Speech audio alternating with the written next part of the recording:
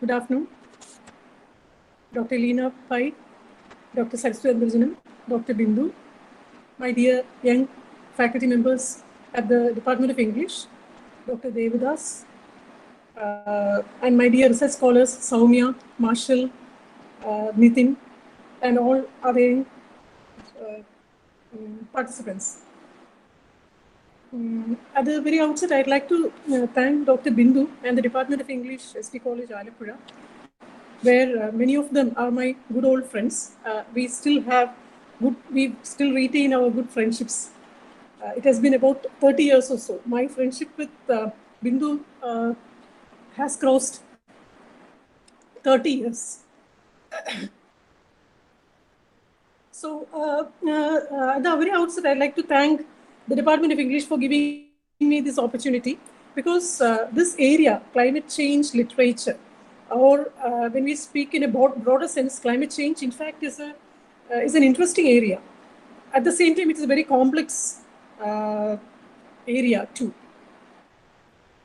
So for the past 2 months, I have been preparing, I have been accumulating material, I have been pondering over this aspect of climate change.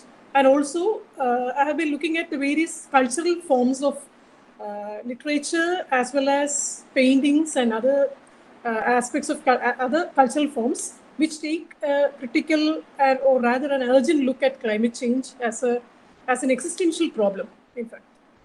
So I think without much ado, I think we can, I have prepared a PowerPoint of about 80 slides, and we'll have a quick glance through those slides.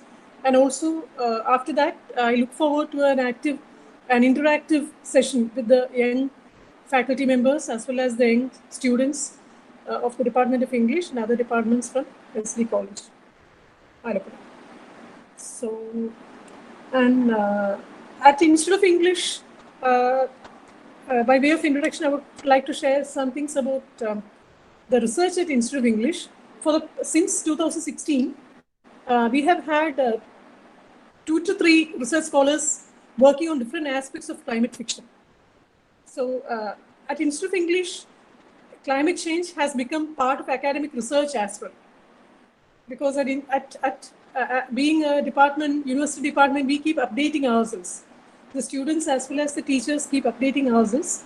So climate change has been, the different aspects of climate change are already being looked into at Institute of English. So I'm glad to share that piece of news with you.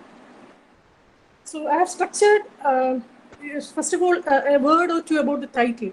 I have put reading in a weathered world within double inverted commas, because I have lifted it from a course title offered by Professor Stephen at University of Oregon, United States of America.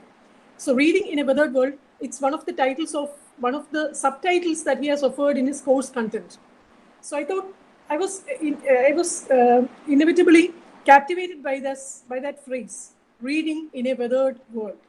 So that's why I have lifted it from his course content, and I have acknowledged it by putting it within double inverted commas. So reading in a weathered world, introduction to climate change literature. So I have structured the talk in this manner. Roughly, you would come about, Nitin, shall we go to the next slide? Roughly, we'll come across about nine sections, roughly 9 sections. At first, we'll have a discussion. We'll have a look at the beginnings of climate change. And I have roughly placed it between 1860s to the 21st century. Then a look at popular documentaries, which have succeeded in making people more and more aware about the global abyss that we are standing at the end of. Then we'll take a look at what is climate change. We need to know something about climate change before we start talking about climate change literature. India and climate change, another important aspect. Then from the 5th section onwards, we'll move on to the canon of climate change literature.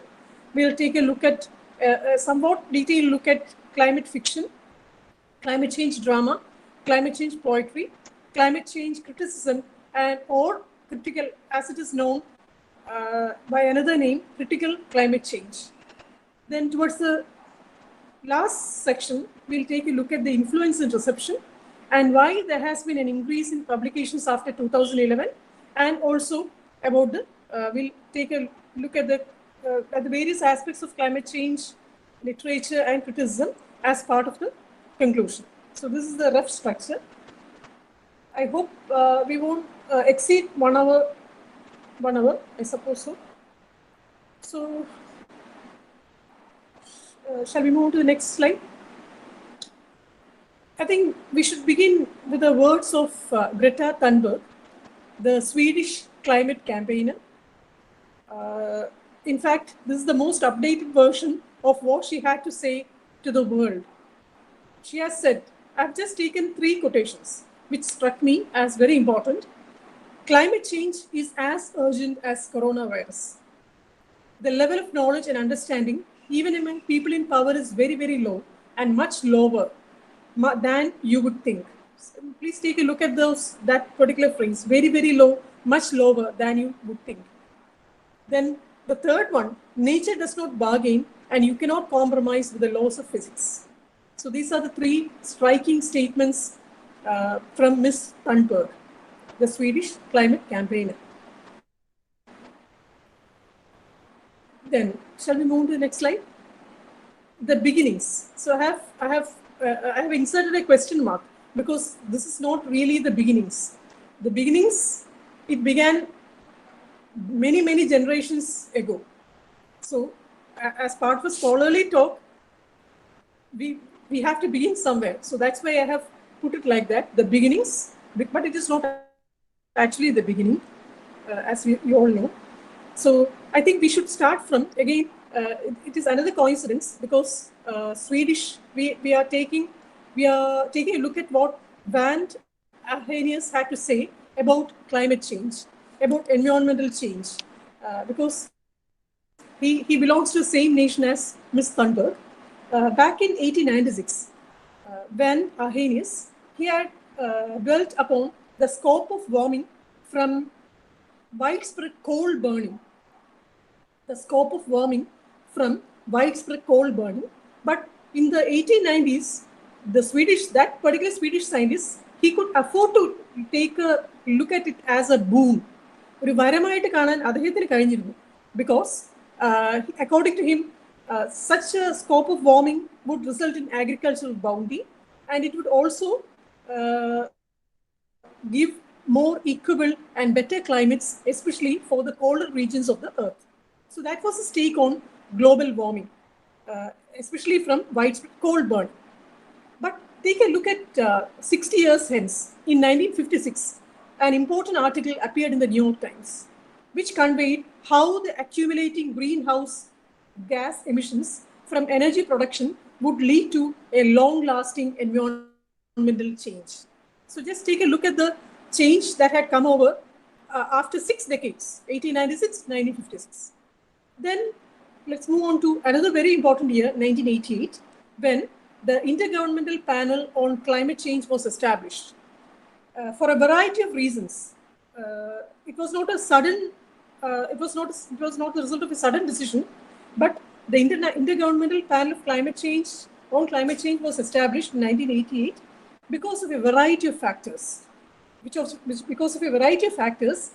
pushed the greenhouse effect into the spotlight. I'll just mention a few. In the late 1980s, there was severe drought and heat in various parts of the United States, and there were vast fires in the Amazon rainforest. That's the second factor. Third factor, again, vast fires in the Yellowstone National Park. So these were the major factors which resulted in the establishment of such an Intergovernmental Panel on Climate Change in the United States. And on 30th June 1988, James Hansen, he was basically a space scientist, but later he was aware of the urgency of the climate change, and he became a major climate scientist as well. And he concluded bluntly on June 30th, 1988, that the greenhouse effect has been detected and it is changing our climate now. So this is the trajectory, roughly a kind of trajectory.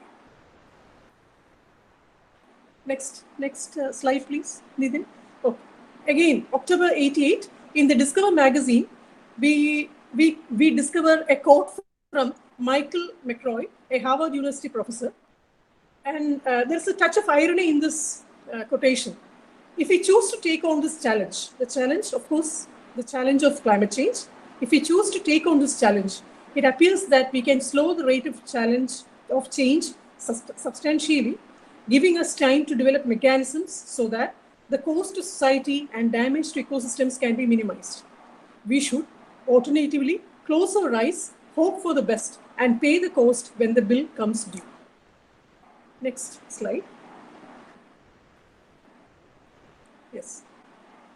And when we talk about climate change, it is unlike any environmental problem we have ever faced. We always say we can fix something. Whenever a problem arises, we say in a casual manner, we can fix it.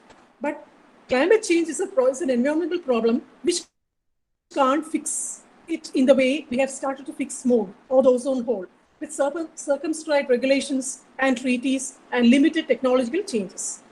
And at the very outset, I would like to assure you that climate change is too big in space, time, and complexity. It's too big a problem to be treated in a casual manner. Why? Because the emissions that cause it are too central a consequence of the effort of some 7.5 billion people now and some 10 billion within several decades to prosper on Earth. So that accounts for the complexity of this problem. And if I would like to share with you my own introduction to climate change as a serious problem. That happened about 14 years back in 2007, when I happened to watch An Inconvenient Truth, the first part, of course, which is a very popular documentary on climate change. In fact, it's a 2006 American documentary film on climate change, and it is narrated by former US Vice President Al Gore, his campaign to educate people about global warming. And that was the time I had a different personal take on Al Gore. I just fell in love with him because the narration, the way he has co-directed it with somebody else, that could captivate your imagination. That really introduced me to the severe challenge of climate change. So that happened in 2007. This was released in 2006, but I happened to see it only in 2007. So that was my personal introduction to this complex problem of climate change. And he had, I remember some of the phrases. He believed that he could introduce us to a planetary emergency. That's a phrase that he used. Climate change is a planetary emergency. There is an interesting slideshow, which I find it has been shown 1,000 times over and over again to audiences worldwide.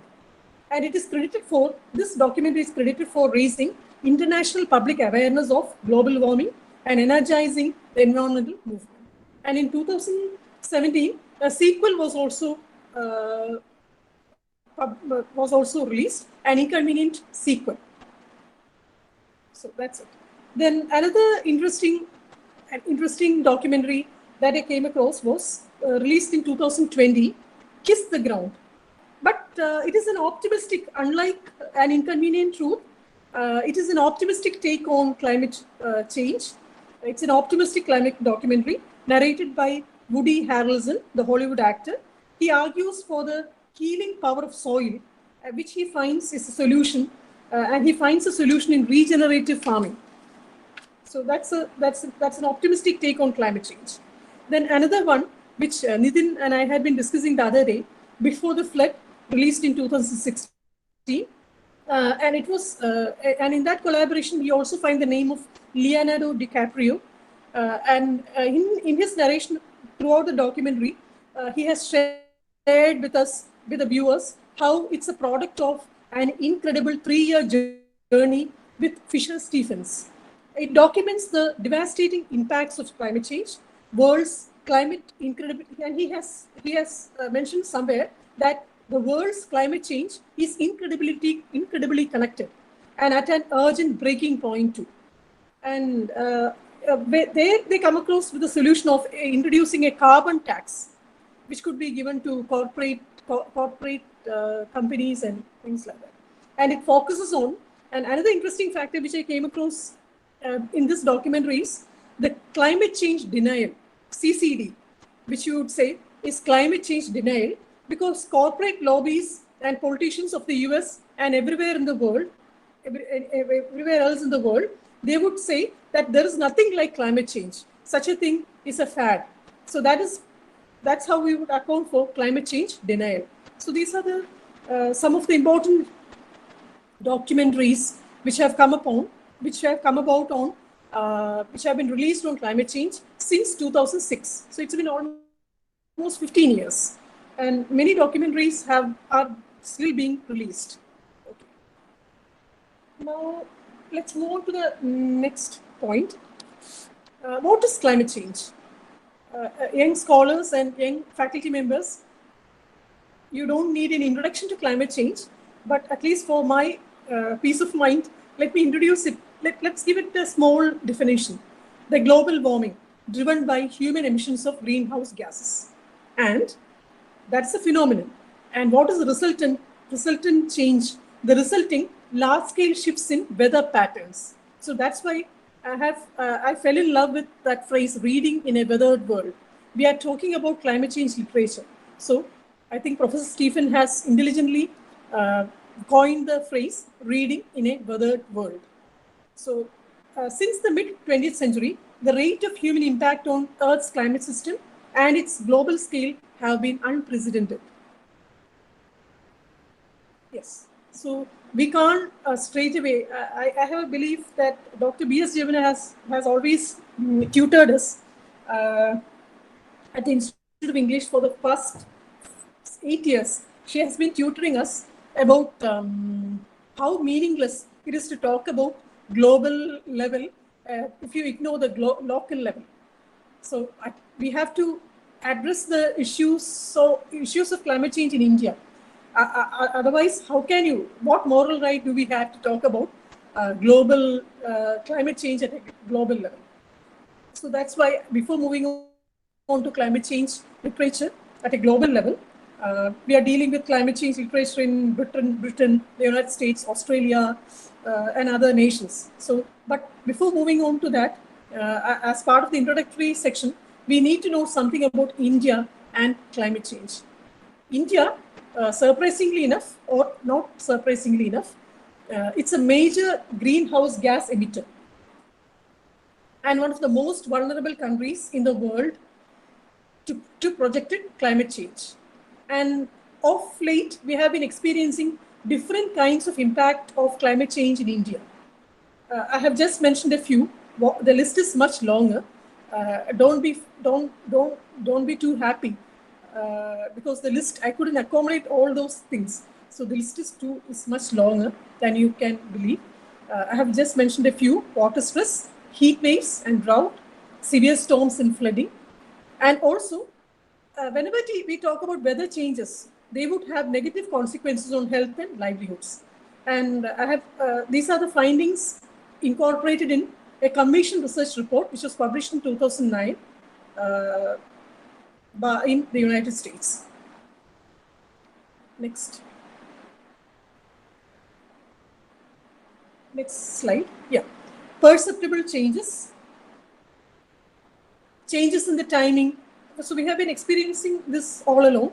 There have been changes in the timing and amount of monsoon rains, and there has been an exacerbation of inequality, and also there have been constraints in the use of indigenous and imported coal, oil, and gas, increase in the number of climate refugees, especially from Bangladesh, and the fourth factor is likely to increase in the years to come, and that can give rise to not only to simple problems, it can give rise to a major political crisis in India as well as Bangladesh.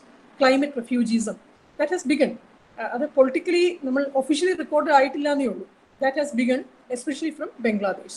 And then we talk about conflicts over natural resources and assets.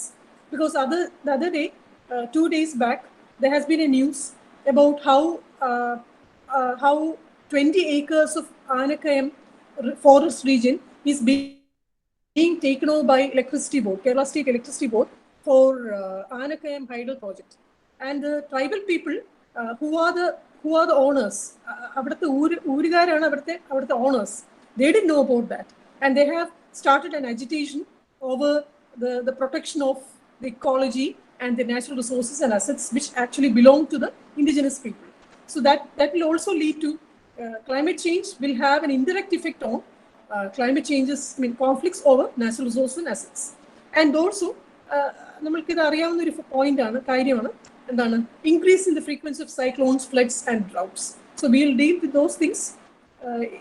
We'll elaborate on those things towards the end of the presentation. And this is the most recent one. I think we should know about this, especially young students should be aware about that. What is happening in India as far as climate change is concerned.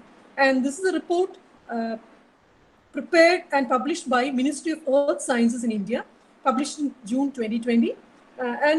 These are the major things: increasing stress on India's natural ecosystems, which will have an adverse effect on agricultural output, and which will again have a more adverse effect on freshwater resources. Escalating damage to infrastructure, serious impact on countries' biodiversity, food, water, and energy security and public health. And also, several regions in India have already been identified as biodiversity hotspots, with numerous endemic species of plants and animals. So it is said that in the June 2020 report, they have traced India's climate change, the impact of climate change on India till the year 2100. And they have said that by the end of 2100, frequency of heat waves will be 3 to 4 times higher than it is now. So that is the prediction that they have made. And they have also prepared a statistical report, and they have pointed out how in certain parts of India, central India, southwest coast, southern peninsula, and also northeastern part of India, there have been more than 2 droughts per decade. പണ്ടൊക്കെ നമ്മൾ വെള്ളപ്പൊക്കത്തിന്റെ കാര്യമൊക്കെ പറയും, 98 വെള്ളപ്പൊക്കം എന്നൊക്കെ നമ്മുടെ മുത്തശ്ശിമാർ നമ്മളോട് പറഞ്ഞിട്ടുണ്ട്. 98 വെള്ളപ്പൊക്കം. പിന്നെ ആ മുത്തശ്ശി ഒരു വെള്ളപ്പൊക്കം കൂടെ കാണാനോ അല്ലെങ്കിൽ ഒരു വരൾച്ച കൂടെ കാണാനോ ജീവിച്ചിരിക്കുന്നില്ല. And as far as my parents were concerned, my mother, she never witnessed the 2018 flood. But my father witnessed 2 floods in consequent years, 2018 and 2019. അപ്പോൾ ആ ഒരു ഡിഫറൻസ്, ഇന്റർജനറേഷണൽ ഡിഫറൻസ് നമ്മൾ കാണുമ്പോൾ എക്സ്പീരിയൻഷ്യൽ ചേഞ്ച് എന്ന് പറയുന്നത് വളരെ ഹ്യൂജ് ആണ്. അപ്പോൾ ഈ റിപ്പോർട്ടിൽ പറയുന്ന കാര്യങ്ങൾ വളരെ കറക്റ്റാണ്. നമ്മളുടെ ഒരു പേഴ്സണൽ ആയിട്ട് ഒരു അനാലിസിസ് നടത്തിയാൽ മതി. നമ്മളുടെ മുത്തശ്ശിമാരും എക്സ്പീരിയൻസ് ചെയ്തിട്ടുള്ള ക്ലൈമറ്റ് ചേഞ്ച് വേരിയേഷൻസ് വളരെ ഡിഫറെൻ്റ് ആണ് പിന്നെ നമ്മൾ എക്സ്പീരിയൻസ് ചെയ്തത്. ഇപ്പോൾ 2020 we didn't have such a flood, I suppose. അത് കൊറോണ വൈറസ് കൊണ്ടുപോയി, ആ ഫ്ലഡിനെ കൊണ്ടുപോയി. പക്ഷേ 2021 I sure that there won't be another flood. We have to keep your fingers crossed. So that's the thing. That's the phenomenon that we are talking about. Climate change അത്ര വളരെ complex ആയിട്ടുള്ള ഒരു ഫിനോമിനനാണ്. So that is it. And വേറൊരു കാര്യം, ഇന്ത്യയിൽ തന്നെ നമ്മൾ ഇന്ത്യയുടെ പാർട്ട് ഞാനൊന്ന് കൺക്ലൂഡ് ചെയ്യട്ടെ. ഇന്ത്യയിൽ തന്നെ വളരെ ഇൻട്രസ്റ്റിംഗ് ആയിട്ടുള്ള വേറൊരു കാര്യം ഞാൻ ശ്രദ്ധിച്ചത്, in India we have had literary festivals and especially Jaipur Literature Festival, the 12th Jaipur Literature Festival, JLF എന്ന ഓമന പേരിൽ അറിയപ്പെടുന്ന literary festival, the 12th JLF was actually dominated by cli-fi because പതിവിന് വിപരീതമായിട്ട് much of the books which were displayed there at that festival were books on black holes, killer robots, which predict dystopian future, and there have been many books on display were on climate change. So that is another interesting factor. And then when we talk about Kerala Literature Festival, KLF, we have JLF and KLF. Kerala Literature Festival 2020, that was the fifth edition of KLF being organized by DC Books. So they had this earlier this year, Jan 2016 to 19, 2020. And there too, the theme was, the festival theme was environment and climate change. So we understand that in India too, we are dealing with climate change in different ways. So I just wanted to share with that piece of information with you. So even literary festivals have been organized along these lines, keeping in realizing the need of the hour, I suppose.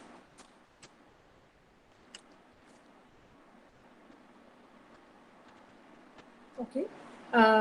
Now let's move on to a global level, from India, from the local to the global level.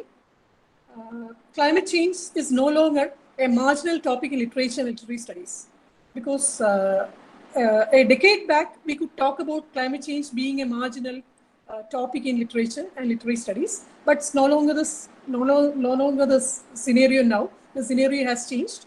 There has been a greater engagement with climate change. I have identified two manifestations. There have been an increasing number of eco-critical analysis of climate change, particularly novels, a canon of climate change fiction. There has always also been an interest in the phenomenon of climate change in literary and critical theory, literary theories and philosophies rather than literary texts centered on climate change as a philosophy or as an existentialist problem. So these are the two manifestations of climate change which we find in literature. On one side, we have literary texts dealing with them, and we also have what we call critical climate change. So at first, we'll take up climate change literature. It comprises texts and the concept of climate change as a cultural phenomenon. It is a very discrete subfield of literary studies, something which we cannot ignore any longer. For years, there has been an actual increase in literary engagements with climate change. Okay, so these are the sub forms of climate change literature. We have cli-fi, which is a very popular one. We have climate change drama. We also have climate change poetry. And finally, we have what you call climate change criticism or critical climate change. Okay, so how can we talk about climate change literature by ignoring? We cannot ignore eco-criticism. Actually, climate change literature is a sub-genre of eco-criticism, eco-literature. So eco-criticism, to put it in brief, it is environmentally oriented literary studies. And there are two eco-critical approaches to climate change literature. Some critics read climate change literature as helping us to understand how to live with climate change. You cannot change climate change, so how can you live with it in a better manner? Some others say we should read them simply and objectively as a way of understanding the complexity of climate change as a cultural phenomenon. These are two different approaches to climate change literature. Okay, now let's move on to the first major section, climate change fiction, or cli-fi as it is called. It's a form of fiction in its own right. It's fluid in nature. It straddles generic boundaries and genres, and it's a topic found in many genres. കാരണം ഒരുപാട് literary ഫോംസിൽ ഇത് നമ്മൾ കാണുന്നുണ്ട്. നമ്മൾ ഇപ്പോഴാണ് അതിനെ പ്രകടമായിട്ട് കാണുന്നതേ ഉള്ളൂ. Climate change has always been, in the reading പറഞ്ഞാൽ, climate change has always been there when we talk about dystopia, when we talk about fantasy, about future, science fiction, and also when we talk about social and psychological character studies. There has been climate change always there. But ഇപ്പോഴാണത് നമ്മൾ കുറച്ചുകൂടെ കൂടുതലായിട്ട് മനസ്സിലാക്കി എടുക്കുന്നുള്ളത് മാത്രമാണ് എൻ്റെ വിശ്വാസം അതാണ്. And it has been climate change fiction or has been favored by mainstream authors. There are a few, but I have just taken 4 of them. The list is longer. We have Maggie Gee. We have Barbara Kingsolver, Margaret Atwood, Ian McKellen. So I have just given their images. Yes. Next slide. So climate change fiction concerned with an anthropogenic climate change or global warming. So you have had excellent speakers like Professor Vijaykumar, who had I think who had done the inaugural lecture on anthropogenic aspects of human life. So I don't believe that I should add more onto that. I have nothing more to add to what my teacher has already shared with you. So its fiction concerns with an anthropogenic. Anthropogenic means man created by man, climate change or global warming. It's an important new category of contemporary literature, and it's a remarkable recent literary and publishing phenomenon, although not necessarily a literary form by itself. And a critic who has done extensive work on climate fiction has said, we have a considerable archive of climate change fiction. And next slide. This is supposed to be the first climate change novel. It was published in 1977. So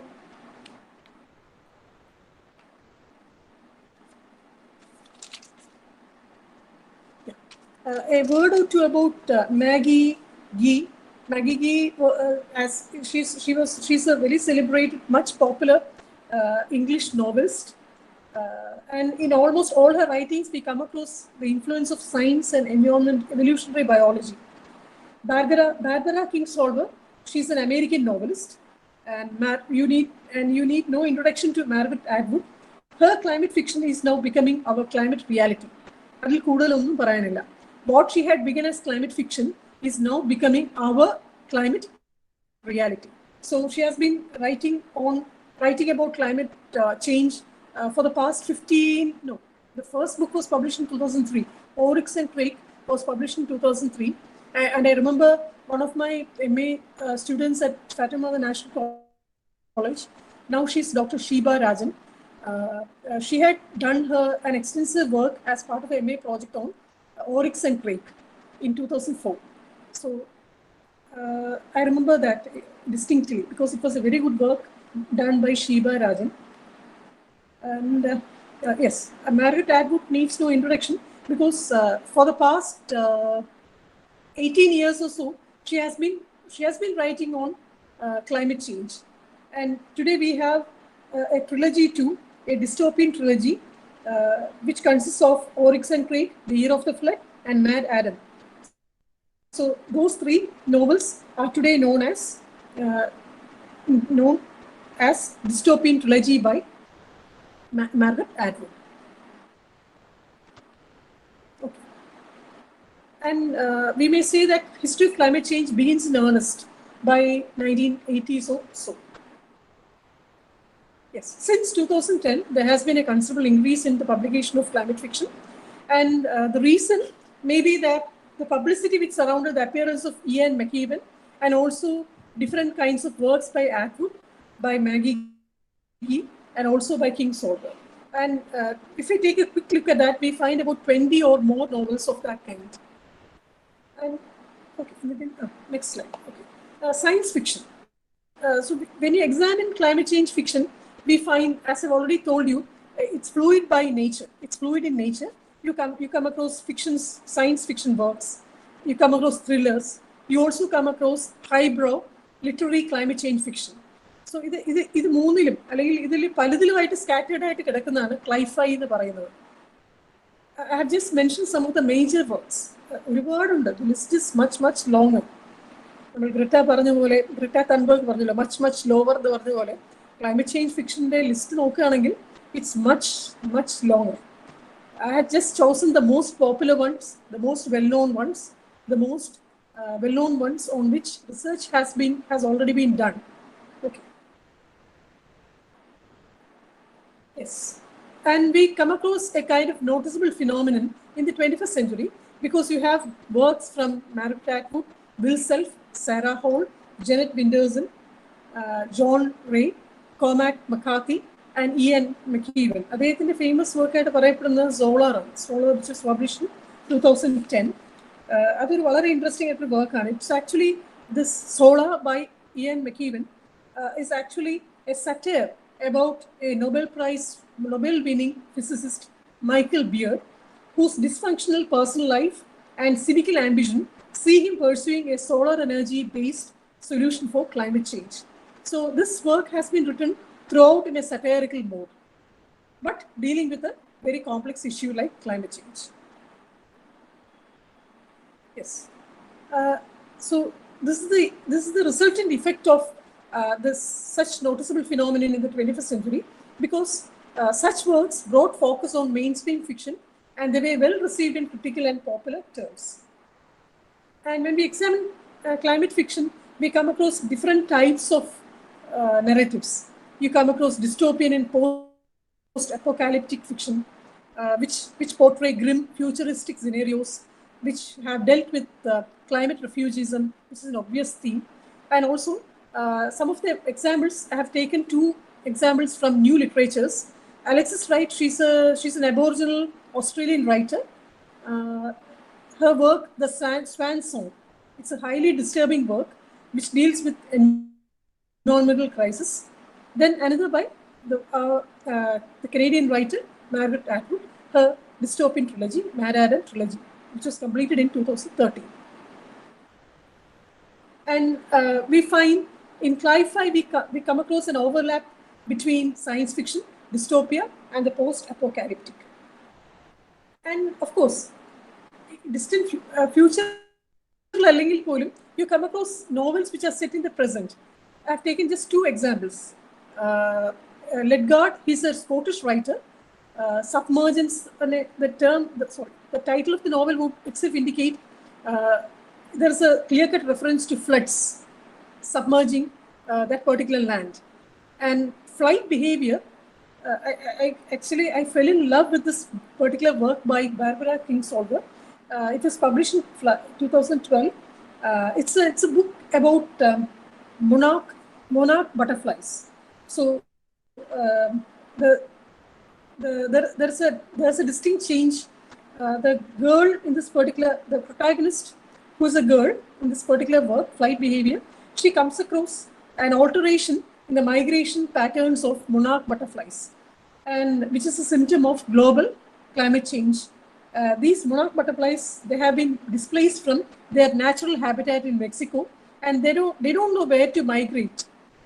They had a clear-cut idea about migration before the times, but now the times have changed because of climate change. They have lost sense of direction. And in this novel, it is said that millions of monarch butterflies, they won't survive in the terrible winter of Tennessee. So that's how the novel ends. And we also come across postmodern narrative patterns in many of these works. I've just mentioned a few: innovative style, fragmented narration, and also inward-looking narratives.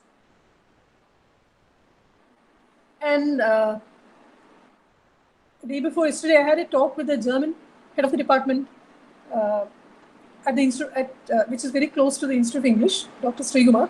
And he had been sharing with me the idea that in German literature, we come across a new uprising, upcoming form of climate fiction. ഒരുപാട് works വന്നിട്ടുള്ളതായിട്ട് അദ്ദേഹം പറഞ്ഞു. അതുകൊണ്ടാണ് ഞാൻ ഇത് include ചെയ്തത്.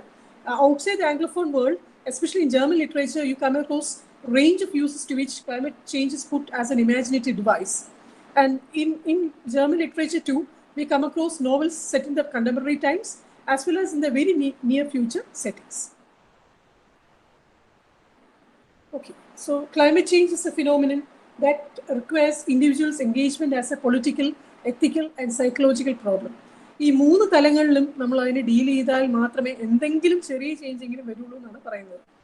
As a complex political problem, it demands just as complex solutions for the scientists. As a profoundly personal ethical dilemma for the protagonists, in 99% of these novels, you come across the protagonists. They would either be environmentalists or scientists, and also as a prime cause of psychological anxiety and delusion as far as the protagonists are concerned. So I think I am repeating myself. Scientists as important characters, emotional engagement with the problem of climate change, the problem of how we deal with the future generations, and of course, when we talk about how we deal with future generations, naturally we have to talk about parental concerns of many protagonists. But interestingly enough, you would come across a negative example in the form of Michael Beard in Solar. Because Michael Beard, he's a selfish man to the core. He's in his selfishness worst. So such a person would give a negative example, of course.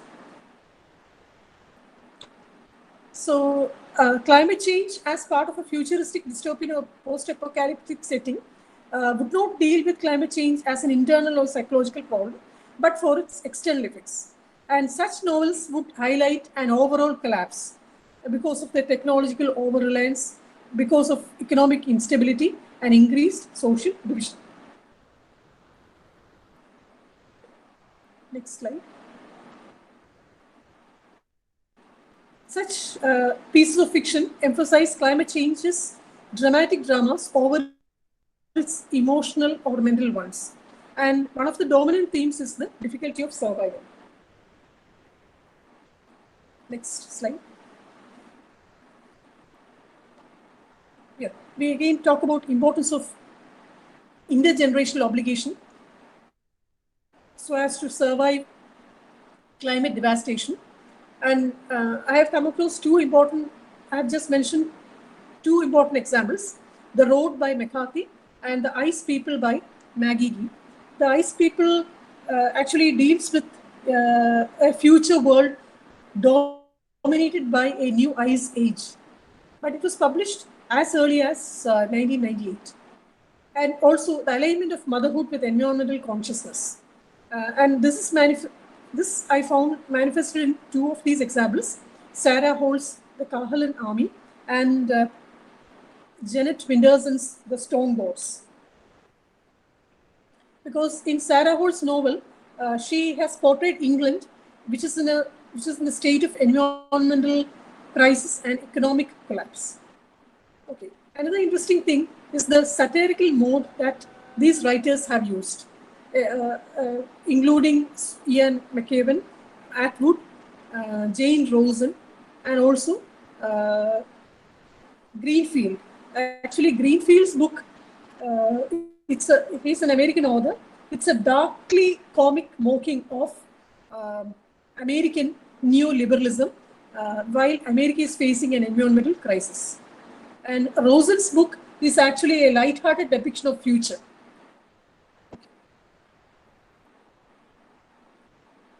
And this particular book, River of Gods, published in 2004 and written by Ian MacDonald, it gives us a futuristic vision of India, what India would be like in 2047, 100 years after her independence. And of course, the River of Gods, the river in the title indicates the Ganges River. The Ganges River, which is supposed to be analogous to Ganga Nadi, which is supposed to be analogous to the unceasing flow of time, especially in Hindu mythology. He has actually envisioned an India where ancient traditions exist along with advanced technologies, artificial intelligence, nanotechnology, etc. At the same time, on the other side of this highly technological society, you find MacDonald has also portrayed droughts, severe water shortage, government asking for tenders to melt glaciers, modifying natural systems, etc.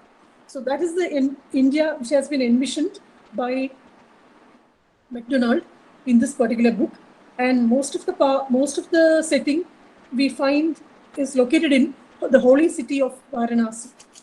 Okay, and I would like to conclude our part on this particular section on climate change fiction, because 15 years ago there was a time when we used to relegate a novel or a short story into the literary form of science fiction.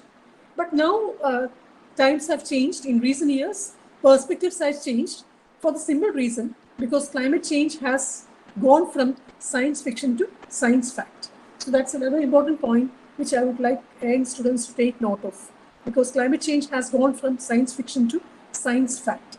And again, let's go back to Thunberg's words. Greta Thunberg പറഞ്ഞത്, nature has no need to bargain, and you cannot compromise with the laws of physics. So that would be the end of climate change fiction. Let's take up climate change drama. And I was especially, when I was reading more and more about climate change drama, I was especially struck by what has been happening in the British scenario.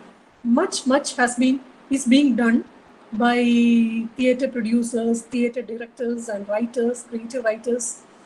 They have evolved their own methods, their own techniques to deal with this global crisis of climate change. So that's why I have given, I think, I have devoted 2 to 3 slides to the British scenario.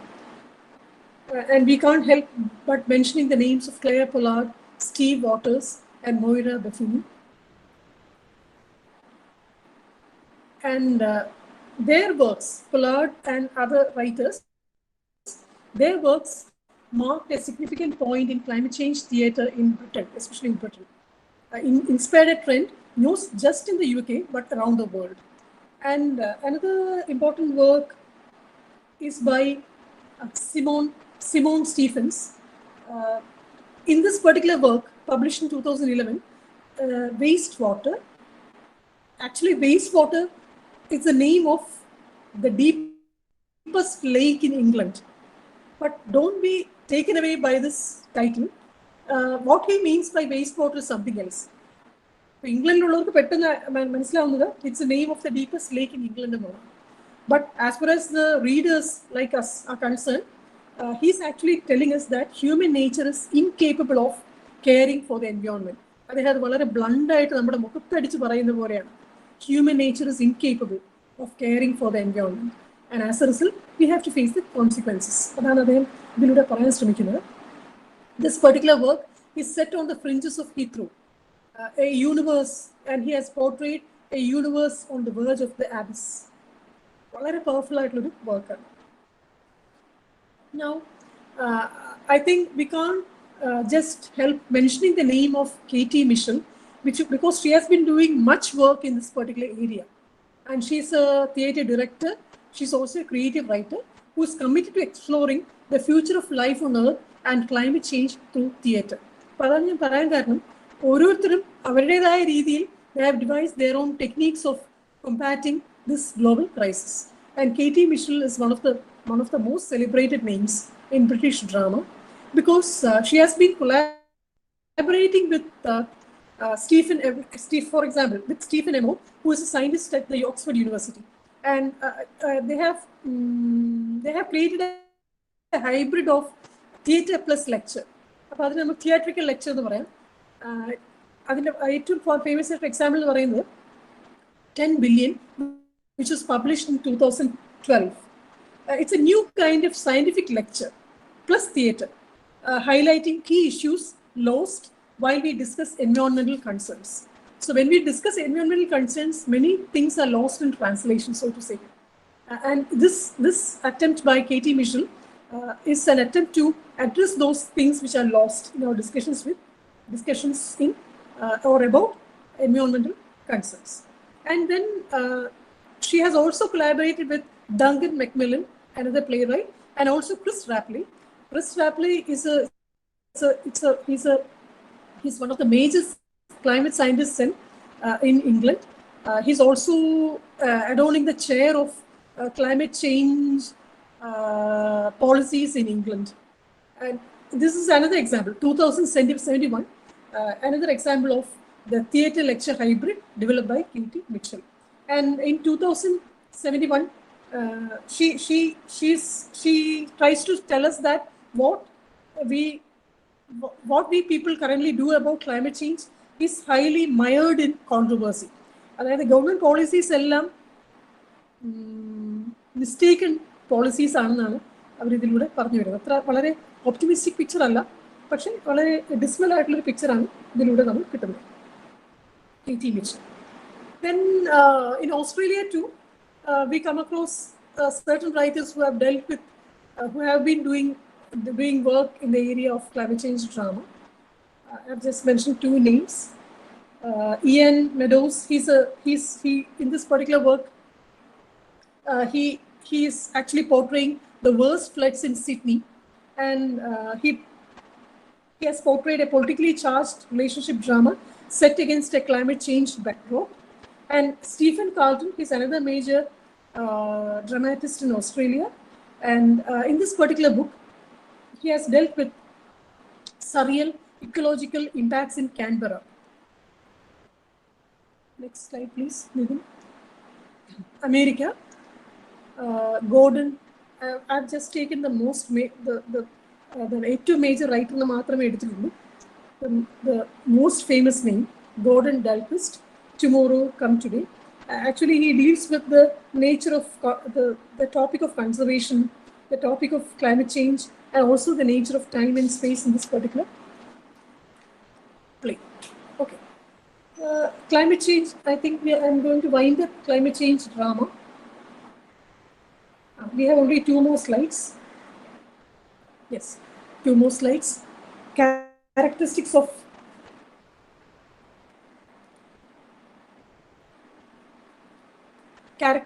climate change themed theatre.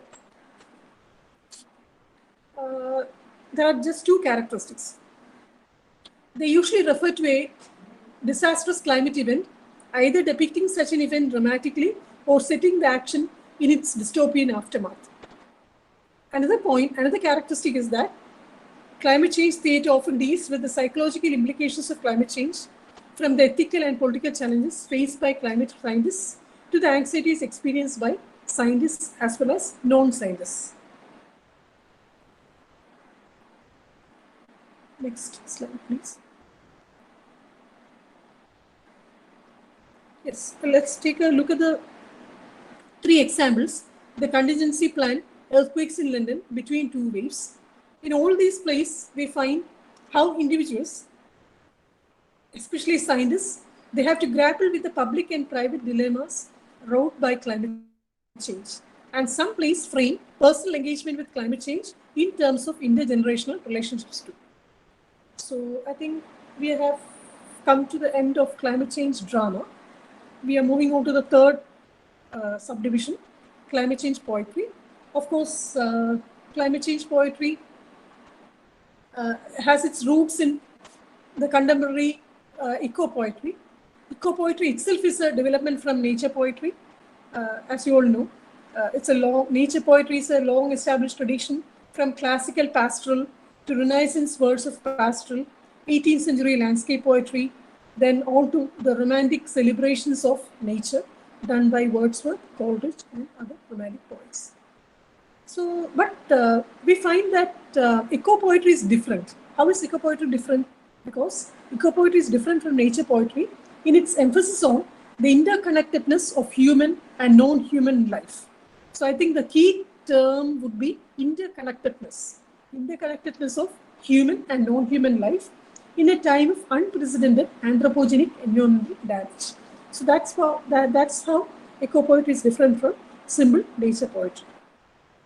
And I think green poetry is also important because that term was coined by Terry Gifford in his book, much celebrated book, Green Voices, part of wider social concern with the future of our planetary environment, that has demanded a re-examination of our relationship with the natural world.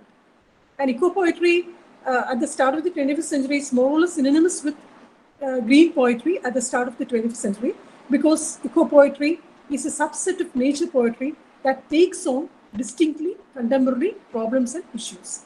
So that's how eco-poetry is different from nature poetry, or for that matter from pastorals, etc.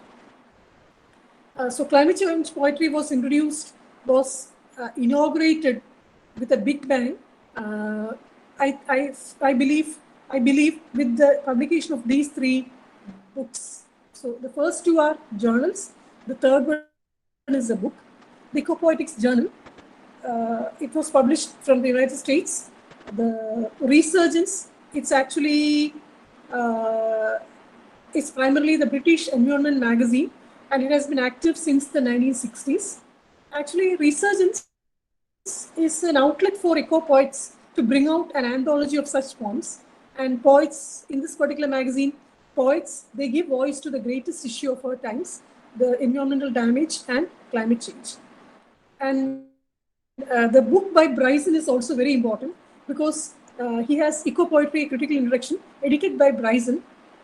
There he has included lesser known poets, American poets especially, Wendell Berry, and also poets like Gary Smith. Next slide, please. Earth Shattering. Earth Shattering is it's basically a British anthology. And this particular anthology has examined the many ways in which the fabric of our planet is being torn apart. And Facing the Challenge. Facing the Challenge is actually a collection of short stories, essays, and poetry. So these are some of the major, works, anthologies which have come out on eco poetry. And when we examine these anthologies, we find an attempt to gather together a coherent collection of sometimes previously published work. And these are some of the major examples. Andrew Motion, he was the poet laureate of Britain before Carroll and Duffy. So we come across poems by these writers.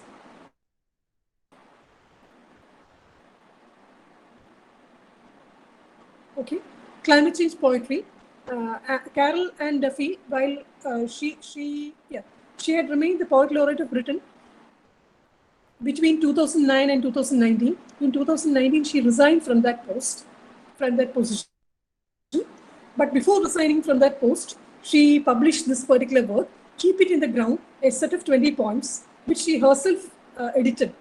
A poet laureate edited a wonderful collection of poems on, which she has said that it is an anthology of poetry on climate change.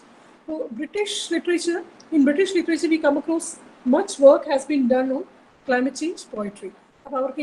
Pastoral tradition, romantic tradition, it might be easier for them than the American writers. Personal take on it may not be true.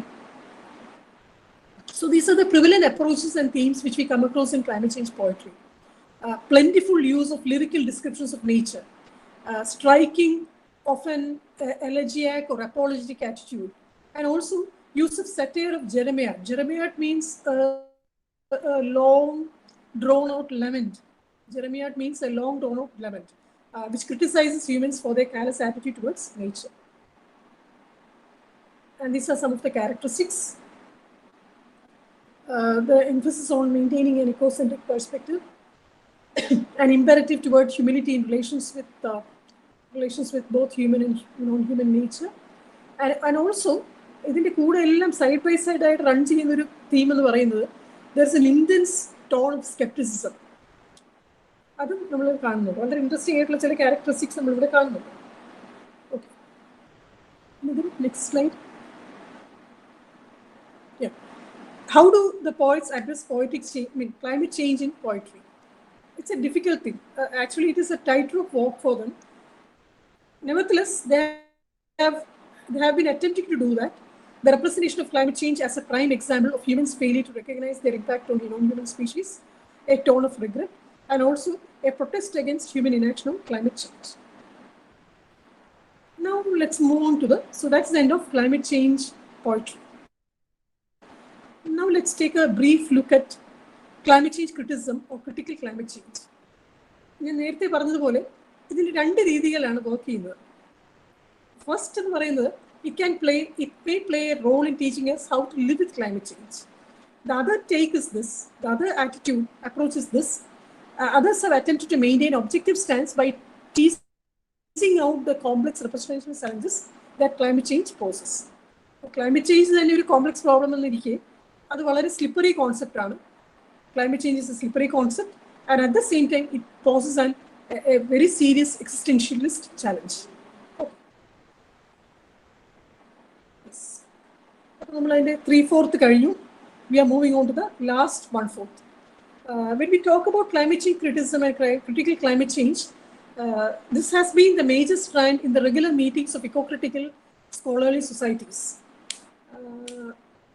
ASLE India has been doing much on this aspect because in December 2018 at Amrita Kollam campus, they had organized a huge 3-day international conference on environmental literature. So ASLA India has been doing much at the Indian national level ഒരുപാട് work നടക്കുന്ന ഒരു ഓർഗനൈസേഷനാണ് Association for the Study of Literature and Environment in India, ASLA India. അപ്പോൾ ഇവിടെ എല്ലാം climate change criticism ഒരു major discussion point ആയിട്ട് വന്ന ഒരു സംഭവമാണ്. I think we can move on to the next one. Yes, ഞാനൊന്ന് ചെറുതായിട്ടൊന്ന് സമപ്പ് ചെയ്യുന്നതാണ്, കാരണം ഈ സെക്ഷൻ ഒന്ന് സമപ്പ് ചെയ്യുന്നു. ഇതിൻ്റെ ഒരു പോപ്പുലാരിറ്റി എന്ന് പറയാൻ കാരണം ഐ തിങ്ക് എൻ്റെ റീഡിംഗ് ആണ് the publication of Ian McEwan's Solar, then the drama performance on the contingency plan, the British trilogy, and also the Guardian newspaper. They have been doing substantial work in this area. അത് 2008 മറ്റോ അവർ തുടങ്ങിയതാണ്. പക്ഷേ 10:10 climate change campaign initiative അവർ തുടങ്ങി വെച്ചതും ഒരുപാട് ഇതിനെ public സ്ഫിയറിലേക്ക് കൊണ്ടുവരാൻ ഒരുപാട് സഹായിച്ചു എന്നാണ് എനിക്ക് തോന്നുന്നത്. അതായത് ലിറ്റററി ഫെസ്റ്റിവൽസ് ഇന്ത്യയിൽ ചെയ്യുന്നത് പോലെ തന്നെ അവിടെ ബ്രിട്ടനിലും അമേരിക്കയിലും ഒക്കെ ഇതിനൊരുപാട് ഇംപെറ്റസ് കിട്ടിയത്, എന്തെങ്കിലും ചെയ്യണം എന്നുള്ള ഒരു ഇംപെറ്റസ് കിട്ടിയത് ഈ മൂന്നിലൂടെയാണെന്നുള്ളതാണ് എൻ്റെ ഒരു തോന്നൽ. It paved the way for climate change to emerge as an important and urgent topic for writers, playwrights, and poets. And also, it gave an impetus for literary scholars who responded with an increase in the number of analyses such as literary texts. So, why do we need such stories? Because it's a need of the hour. Because we need to consider the specific problem of human-made global farming and its effects thereof. So we need well-told stories. അപ്പോൾ അതിൽ വളരെ major ആയിട്ടുള്ളത് മാത്രമേ ഞാൻ വളരെ striking ആയിട്ടുള്ള 3 മാത്രമേ ഞാൻ എടുത്തിട്ടുള്ളൂ. അതിൻ്റെ അർത്ഥം ബാക്കിയൊക്കെ മോശപ്പെട്ടാണെന്നല്ല, പക്ഷെ these are the 3 most popular words. അതും എൻ്റെ സബ്ജക്റ്റീവ് റീഡിംഗ് ആവാം. Students can disagree with me, you have the freedom to disagree with me. But Maja Lunde, she is a Norwegian writer. ഇതും വളരെ സ്ട്രൈക്കിംഗ് ആയിട്ടൊരു ബുക്കാണ്, ദ ഹിസ്റ്ററി ഓഫ് ബീസ്. കാരണം there are 3 different narratives. England in 1852, the United States of America in 2007, and China in 2098. അപ്പോൾ എങ്ങനെയാണ് ബീസിൻ്റെ behaviour മാറുന്നതെന്ന് ആണ് പറയുന്നത് over those generations, 1852, 2007, 2098. വളരെ ഇൻട്രസ്റ്റിംഗ് ആയിട്ടുള്ള നെറേറ്റീവ് പാറ്റേൺ ആണ്. വി ഫൈൻഡ് 3 ഡിഫറെൻറ്റ് നെറേറ്റീവ്സ് സുന്ദരമായിട്ട് മാനേജ് ചെയ്ത് പോകുന്ന ഒരു നെറേറ്റീവാണ്. ഈ 3 ഡിഫറെൻറ്റ് നെറേറ്റീവ്സും ഈ റൈറ്റർ സുന്ദരമായിട്ട് മാനേജ് ചെയ്യുന്നത്. അതാണ് അതിൻ്റെ എനിക്ക് വളരെ ഇൻട്രസ്റ്റിംഗ് ആയിട്ട് തോന്നിയൊരു സംഭവം. And then we have next slide. We have writer, she's the author of Autonomous, Annalee Nevitz. She's a journalist come co-editor, and she's also a performer.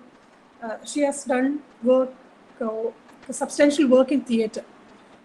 So I thought a quote from her would enlighten us more about this particular issue. Any story about the future that's at least a century out has to include a dramatic picture of climate change. Any good world building will grapple with climate change in some way. So that shows that literature on climate change is the need of the hour. ഇനി നമ്മൾ നോക്കാൻ പോകുന്നത്, this is an image of Annalee Nevitz. I think I should have mentioned his name, Dan Bloom's name, at the beginning itself. But I chose to mention his name. I choose to mention his name only now because he is the journalist who coined the term climate fiction. അദ്ദേഹത്തിൻ്റെ quotation ആണിത്. Sci-fi is relevant today more than ever and will remain so for the next 100 years because such novels shine a light on today's daily headlines worldwide. It's a global viewfinder. Climate change is now on everyone's mind, now with wildfires, floods, heat waves, cyclones, droughts worldwide. So put sci-fi together with cli-fi and the hybrid mix is ablaze with timely immediacy. But how succinctly put? അപ്പോൾ അതുകൊണ്ടാണ് ഞാൻ ഈ quotation ഇവിടെ കൊണ്ടുവന്നത്. അദ്ദേഹത്തെ ആദ്യം കൊണ്ടുവരാതെ തന്നെ ഇവിടെ കൊണ്ടുവന്നത് അതുകൊണ്ടാണ്. So I have also included an image of Dan Bloom. He's an American journalist. Yes. to act as a wake-up call, a warning fare, a cry d'oiseau. Does anybody know French? This means an urgent plea. The term, this phrase means, Nitin, I think you know French, right? Nitin? French phrase, അതൊന്ന് പറഞ്ഞു തരാൻ പറ്റും എന്താണ്? എൻ്റെ reading അനുസരിച്ച് it's A passionate plea for something, passionate request for something, an alarm bell. Literature matters, and Cli-Fi has a future in the 21st and 22nd centuries for sure. Cli-Fi can minister to our anxieties and fears. Okay, now we are moving on to the last section, influence and reception. So, literature കുറിച്ച് പറയുമ്പോൾ എപ്പോഴും we need to talk about influence studies and reception studies. അതില്ലാതെ you can't come full circle. So when we talk about influence and reception of climate change literature as a whole, we need to mention the eco-political influence. Yes, okay, thank you, Bindu. Bindu, a cry from the heart, basically in French phrase means a cry from the heart, a passionate plea for something. Okay, the eco-political influence enables readers to imagine potential climate features. It persuades them of the gravity and urgency of climate change. Then how do you measure this?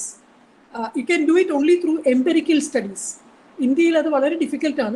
America is easier because whenever my research scholars have talked about doing a qualitative survey or an empirical study among the young readers in India or in Kerala, I have always considered it as a challenge.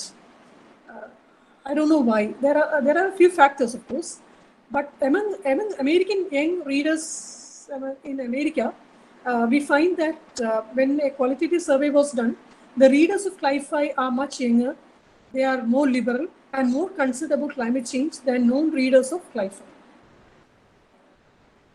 And reminds concerned readers about the severity of climate change, impels them to imagine environmental futures, and also consider the impact of climate change on human and non-human life.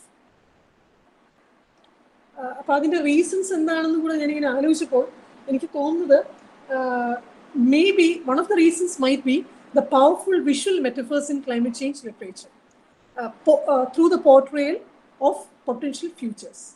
അപ്പോൾ അതിൽ ഞാൻ mention ചെയ്തിരിക്കുന്നുണ്ട് the flight behavior, the ice people, etc. ഇതെല്ലാം വളരെ striking ആയിട്ടുള്ള visual metaphors കൊണ്ടുവരുന്ന നോവൽസാണ്. പോയട്രിയിലും in poetry also you would come across such visual metaphors. Okay. Awareness is only as valuable as the cultural messages about efficacious action that are in circulation. And affective responses, affective emotional responses are. Emotional responses of young readers suggest that most works of Cli-Fi are forcing reasons to associate climate change with intensely negative emotions, which prove counterproductive to efforts at environmental engagement or persuasion. Okay. There has been an increase in publications by 2011.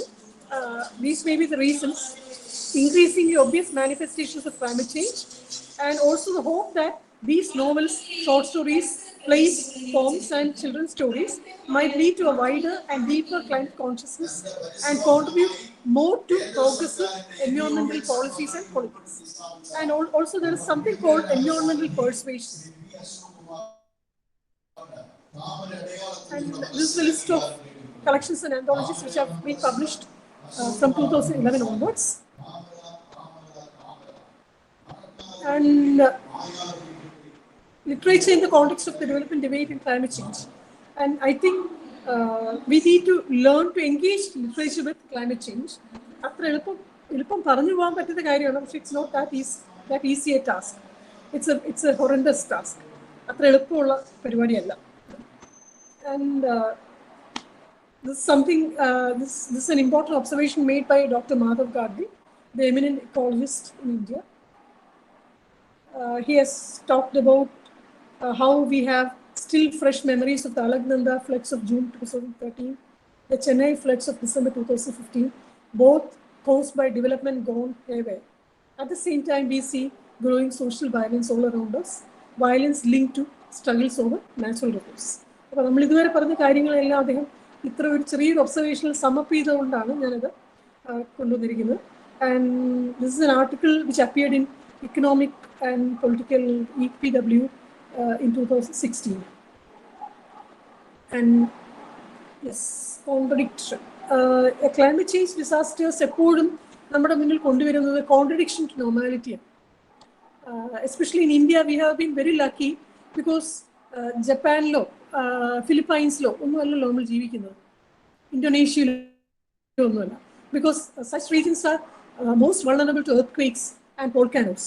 പക്ഷെ നമ്മൾ പൊതുവെ Indian sub കോണ്ടിനെന്റിന്റെ വളരെ peaceful ആയിട്ടുള്ള, so to say apparently peaceful ആയിട്ടുള്ള ഒരു റീജിയനിലാണ് നമ്മൾ ജീവിക്കുന്നത്. അപ്പോൾ അതുകൊണ്ട് എന്തെല്ലാം നാച്ചുറൽ ഡിസാസ്റ്റേഴ്സ് വരുമ്പോഴും നമ്മളെ ആദ്യം അത് സ്ട്രൈക്ക് ചെയ്യുന്നത് ആസ് എ കോൺട്രഡിക്ഷൻ ടു നോർമാലിറ്റിയാണ്. അത് വളരെ ഇമ്പോർട്ടൻ്റ് ആണ്. So but right now we are living in an era that will be marked by events that are improbable by our current standards of normality. അപ്പോൾ അത് disturb ചെയ്യുന്ന എന്തൊക്കെയാണ്? Flash floods, sudden ആണ്. Flash floods ആണ്. Flash floods, violent storms, sudden ആണ്. Persistent droughts, spells of heat, sudden landslides, raging torrents pouring from glacial lakes, and freakish tornadoes. ഇതെല്ലാം sudden ആണ്, which imply some kind of contradiction to normality. അപ്പോൾ അതാണ് ഞാൻ ഇന്റർജനറേഷണൽ, എൻ്റെ ജീവിതത്തിൽ തന്നെ ഇന്റർജനറേഷണൽ ചേഞ്ച് ഞാൻ പറയാൻ കാരണം അതുകൊണ്ടാണ്. My great grandmother, what my grandmother witnessed, what my parents had witnessed, what I would witness, അതെനിക്ക് പ്രഡിക്റ്റ് ചെയ്യാൻ പറ്റില്ല. അപ്പോൾ അതുകൊണ്ട് അവരൊക്കെ ഒരു വെള്ളപ്പൊക്കത്തിൻ്റെ കാര്യമൊക്കെ പറയുമ്പോൾ എത്ര വെള്ളപ്പൊക്കത്തിൻ്റെ കാര്യം ഞാൻ പറയേണ്ടി വരും, അല്ലെങ്കിൽ എൻ്റെ ജനറേഷനിലുള്ള ബിന്ദു, സരസ്വതി ടീച്ചറിനെ പോലുള്ളവരൊക്കെ പറയേണ്ടി വരും എന്നുള്ളത് എനിക്ക് വളരെ സംശയമുണ്ട്. അപ്പം അതുകൊണ്ടാണ് പറയാൻ കാരണം, whether events R unusual, unpredictable, extra ordinary, inexplicable, improbable or incredible. And I think I can't just help mentioning what Amitav Ghosh has to say. കാരണം അമിതാവ് ഘോഷ് ഒരുപാട് നമ്മുടെ രീതി, ഇന്ത്യയുടെ രീതിയിലാണെങ്കിൽ ക്ലൈമറ്റ് ചേഞ്ച് ഫിക്ഷൻ ഒരുപാട് കോൺട്രിബ്യൂട്ട് ചെയ്ത ഒരു വ്യക്തിയാണ്. So according to him, climate change is inherently uncanny. No other word comes close to expressing the strangeness of what's unfolding around us. The uncanniness lies precisely the encounters with presence and proximity of non-human interlocutors. The events set in motion by global warming have an intimate connection with cumulative human actions. They are the mysterious work of our own hands, returning to haunt us in unthinkable shapes and forms. They are instances of the uncanny intimacy of our relationship with the non-human. അതുകൊണ്ട് തന്നെയാണ് പറയാൻ കാരണം, നമ്മൾ ഈ പറയുന്ന കാര്യങ്ങളിലെല്ലാം എന്താണ് contradiction, ടൊമാലിറ്റി എന്ന് പറയുമ്പോൾ അതിന് നമ്മൾ അൺകാനി ആയിട്ട് നമുക്ക് ഡിഫൈൻ ചെയ്ത് സിമ്പിളായിട്ട് കളയാൻ പറ്റും. പക്ഷേ according to Amitav Ghosh or according to any other noteworthy thinker, ഇതെല്ലാം നമ്മളുടെ തന്നെ ക്യുമുലേറ്റീവ് ഹ്യൂമൻ ആക്ഷൻസിൻ്റെ ഇഫക്റ്റ് ആണ് നമ്മൾ കാണേണ്ടത്. പിന്നെ ക്ലൈമറ്റ് ചേഞ്ചിനെ കുറിച്ച് കൂടുതൽ ആലോചിക്കുമ്പോൾ ഞാൻ വേറൊരു കാര്യം മനസ്സിലാക്കിയത് whenever you talk about marginalized people or the tribal people, നമുക്ക് വളരെ കംഫർട്ട് സോണിൽ നിന്നുകൊണ്ട് നമുക്ക് എഴുതാനും ചിന്തിക്കാനും പബ്ലിഷ് ചെയ്യാനും ഒക്കെ പറ്റുന്ന ഒരു ഏരിയയാണ്. പക്ഷേ ക്ലൈമറ്റ് ചേഞ്ച് അങ്ങനെയല്ല. When you talk about climate change, നമ്മളൊരു എപ്പോൾ വേണമെങ്കിലും പൊട്ടിത്തെറിക്കാവുന്ന ഒരു വോൾക്കാനോയുടെ മുകളിൽ കയറി എഴുതുന്നതിൻ്റെ ഇഫക്റ്റാണ്. അപ്പം അതുകൊണ്ടാണ് അമിതാവ് ഘോഷിനായാലും മാധവ് ഗാഡ്ഗിലിനായാലും ഇത്രയും കൺവിക്ഷനോടെ ഇതിനെക്കുറിച്ച് പറയാൻ പറ്റുന്നത്. കാരണം climate change, we are living through climate change. പണ്ടൊക്കെ നമ്മൾ സയൻസ് ഫിക്ഷനായിട്ട് മാറ്റി വെച്ചത്, now it has become science fact. അതുകൊണ്ട് തന്നെയാണ് മാർഗരറ്റ് ആറ്റ്വുഡ് സയൻസ് ഫിക്ഷനായിട്ട് എഴുതിയത്, now it has become our science reality എന്ന് ഞാൻ റിപ്പീറ്റഡ് ആയിട്ട് പറയാൻ ആഗ്രഹിക്കുന്നത് അതുകൊണ്ടാണ്. Just take I don't want to end on a dismal note. ഞാൻ വളരെ ഓപ്റ്റിമിസ്റ്റിക് ആയിട്ടൊരു പേഴ്സണാണ്. നിതിനും സൗമ്യയ്ക്കും മാർഷലിനും എന്നെ നന്നായിട്ട് അറിയാം. അവരെ ഞാൻ പഠിപ്പിച്ചിട്ടുണ്ട്, പല പല രീതിയിൽ പഠിപ്പിച്ചിട്ടുണ്ട്. അപ്പോൾ അവർ ഒരിക്കലും എന്നെ ഒരു പെസിമിസ്റ്റിക് പേഴ്സണായിട്ട് പറയില്ല. പക്ഷേ instead of presenting a dismal conclusion or a dismal note, just take a look at the frequency level. The tsunami in December 2004, the downpour in Mumbai in 2005, the deluge in Chennai in 2015. എൻ്റെ close ഫ്രണ്ട്സിൻ്റെ 2 മക്കൾ അതിൽ കുടുങ്ങിപ്പോയിട്ടുണ്ട്. ഈ ഡെല്യൂഷനിൽ അകപ്പെട്ടു പോയി. Four days on together ഞങ്ങൾ ഭയങ്കര worried ആയിരുന്നു. അതുകൊണ്ട് എനിക്കത് നന്നായിട്ട് അറിയാം. അതും ഡിസംബർ 2015 ആയിരുന്നാണ് എൻ്റെ ഓർമ്മ. Then floods and droughts caused by El Nino in 2015.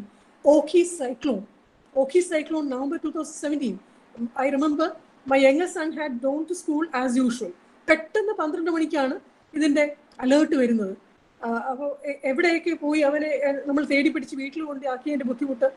പിന്നെ എൻ്റെ ഏജ്ഡ് ഫാദറിനെ ഞാൻ എൻ്റെ വീട്ടിലേക്ക് കൊണ്ടുവന്നു. അപ്പോൾ അതൊക്കെ പേഴ്സണൽ, ഞാൻ പറയുകയാണ്, ആ പേഴ്സണൽ ക്രൈസിസിലൂടെ, ചെറിയ ചെറിയ ക്രൈസിസ് ആണ് ഇതൊക്കെ, കുഞ്ഞു ക്രൈസിസുകളാണ്. എന്നാൽ പോലും I can still relive those moments of tension. November 2017. And then പിന്നെ നമ്മൾ പറയേണ്ട കാര്യമില്ല, the Kerala floods in August 2018 and 19. 2020യെ കുറിച്ചും 21നെ കുറിച്ചും 22നെ കുറിച്ചും ഞാൻ പറഞ്ഞിട്ടില്ല. ആ രീതിയിൽ ഞങ്ങൾ വളരെ ഓപ്റ്റിമിസ്റ്റിക് ആണ്. അപ്പോൾ അതാണ്. അപ്പോൾ I think let's conclude. Yeah, I'm concluding. The last slide, the 79th slide ആണ്. It's a weathered world. കാരണം these are not stray or freak acts, incidents or vagaries of the monsoon. These things, ഞാൻ ഈ previous സ്ലൈഡിൽ പറഞ്ഞ കാര്യങ്ങൾക്കെല്ലാം they have an emerging pattern.